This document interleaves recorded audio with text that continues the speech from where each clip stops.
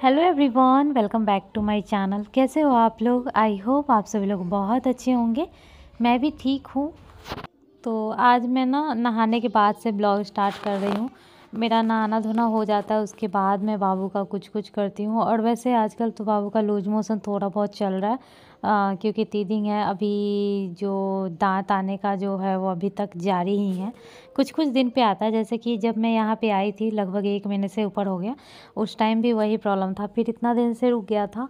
और मतलब क्या होता है ना कि दांत आना स्टार्ट होता है तब इसको थोड़ा बहुत लूज मोशन वगैरह होता है। उसके बाद जब आने लगता है तो फिर ठीक हो जाता है। मतलब लगभग 1 हफ्ता तक चलता है ये सब चीज़ें। तो अभी स्टार्ट हो गया 2-3 दिनों से। तो वही है, दिन में लगभग 3 से 4 बार ये पॉटी करता है। और यही इतना ठंड है ना कि वाइप भी करने में डर लगता है, इतना ज़्यादा ठंड लगता है बच्चों को। तो वही मैं इसका साफ़ सुथरा सब कुछ कर रही हूँ। और उसके बाद जिस दिन मैं नहीं नहलाती हूँ उस दिन बस ऐसे ही तेल वेल लगा करके और बाल ठीक कर देती हूँ। दोनों भाई बहन का ड्रेस चेंज कर देती हूँ।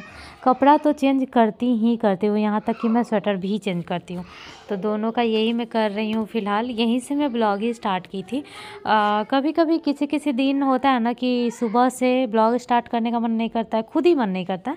और होता भी है, कुछ कुछ शूट करते रहते हैं। तो जो पहले से चलता आ रहा है, जैसे मान लो कि कल से जो चलता आ रहा है वो उसी में ये सुबह वाला चला जाएगा। उसके बाद फिर से न्यू जो स्टार्ट करते हैं वो नहा कर फिर स्टार्ट करते हैं। तो ऐसा भी होता है, क्योंकि मेरा 2 चैनल है और दोनों पे मेरा टारगेट आता है ब्लॉग ही डालने का। ब्लॉग नहीं संभव हो पाता है तब मैं अदर कोई भी वीडियो डालती हूँ, जैसे रेसिपी वगैरह। नहीं तो मेरा मेन टारगेट रहता है कि मैं दोनों चैनल पे ब्लॉग ही डालूँ, क्योंकि मुझे ब्लॉग बनाना ज़्यादा अच्छा लगता है। और मैं कभी कभी बोलती हूँ मीठी कैमरा बंद कर दे, तो वो बंद कर देती है। जैसे कभी कभी होता है ना कि खुद उठकर, जैसे अभी मान लो इसका डायपर चेंज करना है, तो वहाँ बैठ गई हूँ वाइप डायपर वगैरह लेकर के, और मुझे तब ध्यान आया कि अरे सूट चल रहा है। तो उसमें उतना हटाने से या उतना ब्लर करने से अच्छा है कि कैमरा ही बंद कर दो, तो वो कर देती है। और पता है आजकल ना बाबू बहुत ज़्यादा परेशान करने लगा है, बाल बंधवाता ही नहीं है।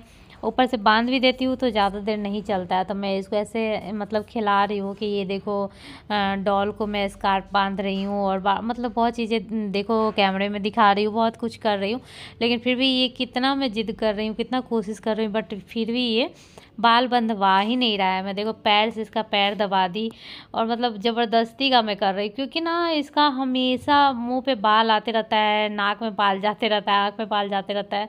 तो इस वजह से मैं बांध देती हूँ। बाल तो बहुत लंबा लंबा हो गया है इसका, लेकिन पतला बाल है, घना बाल नहीं है।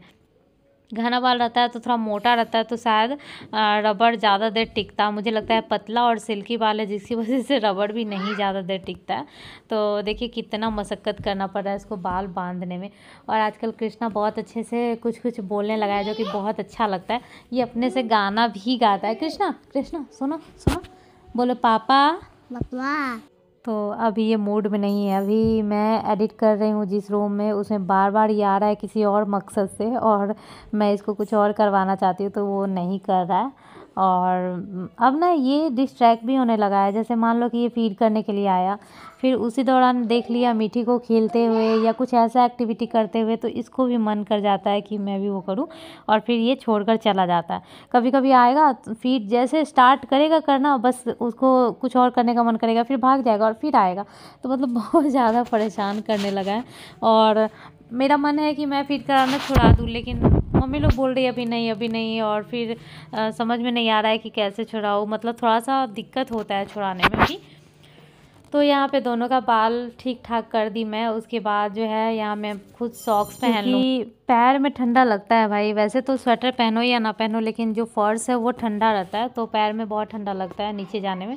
तो इसलिए मैं सॉक्स अभी 3 सॉक्स में यूज कर रही हूँ। मतलब एक सॉक्स एक बार अगर मैं पहन लेती हूँ ना, उसके और इस फ्लैट में 2 वॉशरूम है, तो एक हम लोग यूज कर रहे हैं और एक ये वाला जो है वो हम लोग यूज नहीं कर रहे हैं, बस वॉशिंग मशीन ही चलता है। तो इसको थोड़ा इग्नोर मारिएगा, अगर उधर गंदा दिखेगा तो गंदा वॉशिंग मशीन का जो पानी निकलता है ना उसकी वजह से हो जाता है। अगर वाइप ना करो तो वहाँ पे मैल जैसे रह जाएगा, तो हमेशा मैं वाइप नहीं कर पाती हूँ। 2-2 बार वॉशिंग मशीन चल रहा है और चूंकि ये डोरमेट धुला है मैं इसको 2 बार धोई हूँ, तो डोरमेट से तो कुछ ज़्यादा ही गंदा निकलता है ना। आप वो भी बाल्टी में भी ना तो 10 बार पानी चेंज करना पड़ता है, इतना ज़्यादा मैल निकलता है इसमें से।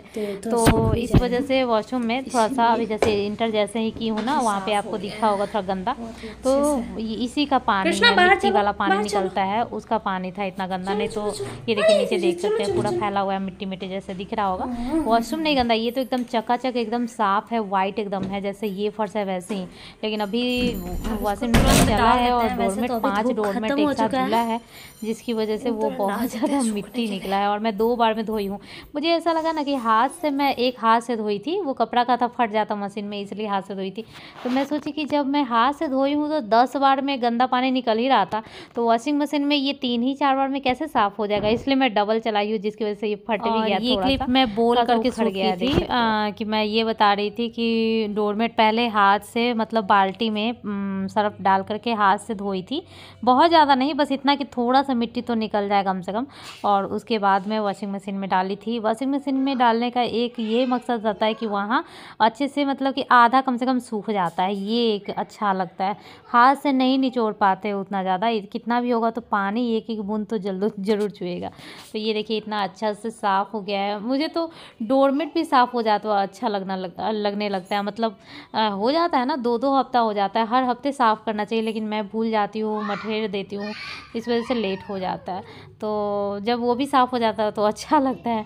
और यहाँ बाबू खा रहा है लड्डू, इसको लड्डू बहुत ज़्यादा पसंद है, इसलिए ये लड्डू पता नहीं कौन सा वाला लड्डू है, दुकान पर से लाते हैं जो एकदम मतलब कि दूसरे टाइप का पैकेट है। मैं इसका पैकेट दिखाऊंगी, तो इसमें ड्राई फ्रूट्स ज़्यादा है, लेकिन मुझे नहीं लगता इतना ज़्यादा फ़ायदा करता होगा बच्चों को लड्डू। मम्मी लोग तो देने से मना करती है, बोलती है ज़्यादा मीठा मत खिलाओ, लेकिन इसको पसंद है तो कभी कभी ये खाता है। अब बोलता है ऐसे दे करके मुँह में उंगली ऐसे दिखा करके मुझे खाना है, हो गया है। कभी कभी बाबू को लड्डू मैं तब तक दे रही थी जब तक कि मेरा दलिया नहीं बना हुआ था।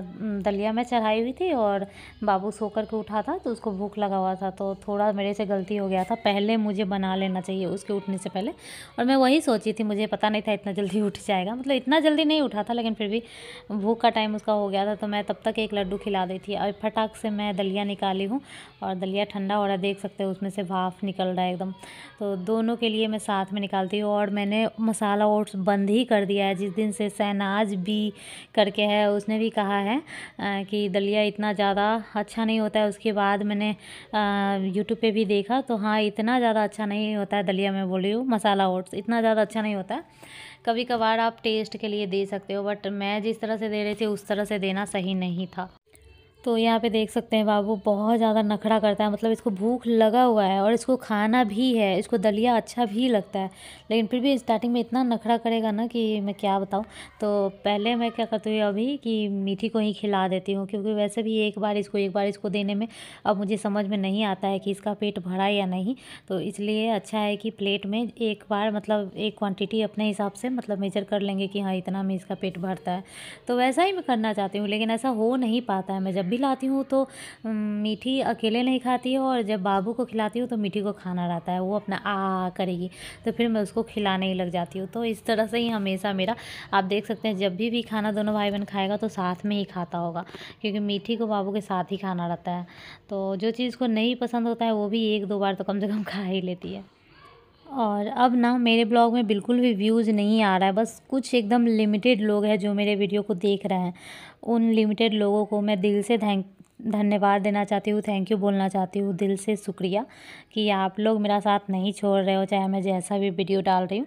लेकिन कहीं ना कहीं जब आपका 1000 से 100 500 से 200 से 100 पे आ जाता है ना व्यू, तो कहीं ना कहीं वो थोड़ा सा डाउन हो जाता है, आपका मन थोड़ा सा वो हो जाता है, दुखी हो जाता है।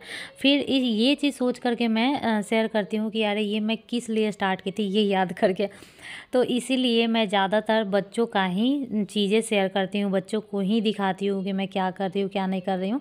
मतलब वैसे भी दिखाती हूँ, लेकिन बच्चों को ज़्यादा दिखाती हूँ। तो अब आ गई हूँ मैं बाबू को लेकर के इंजेक्शन दिलवाने के लिए, और बाबू का इंजेक्शन हो गया है तब मैं वीडियो स्टार्ट की हूँ, क्योंकि इससे पहले मेरा फ़ोन हस्बैंड के पास था, बाबू को मुझे पकड़ना था।